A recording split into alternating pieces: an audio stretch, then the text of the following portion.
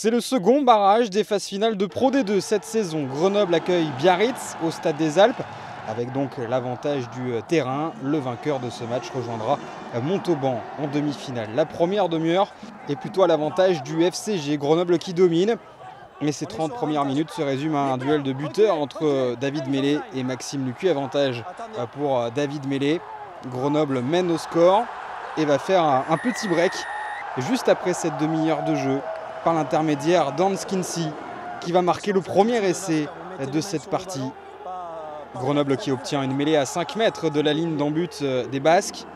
Et à force d'insister en pick and go, c'est Hans Kinsey, le deuxième ligne, qui va finir par passer la ligne tout en puissance.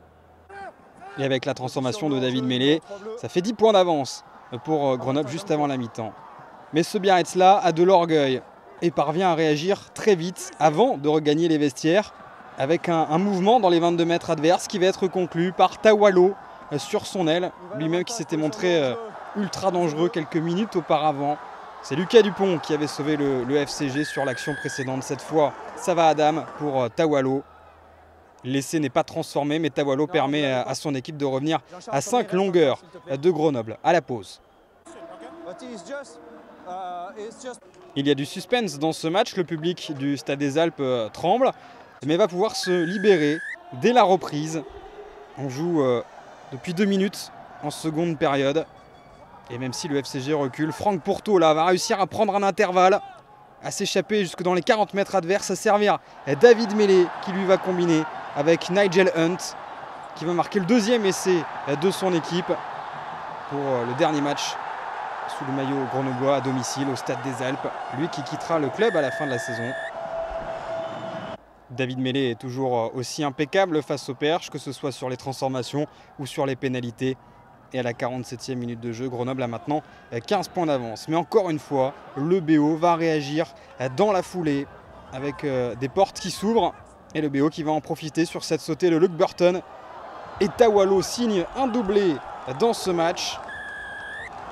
Et Bastien Guillemin ne peut rien pour empêcher l'ailier Biarrot de remettre encore une fois son équipe dans le coup.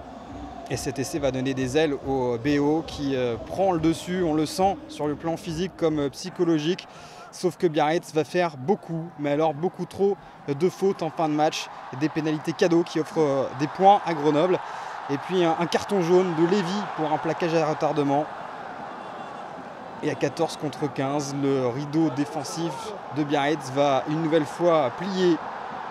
Et c'est finalement Kilioni avec ce petit numéro qui vient marquer l'essai décisif pour Grenoble. C'est le 3e essai de son équipe.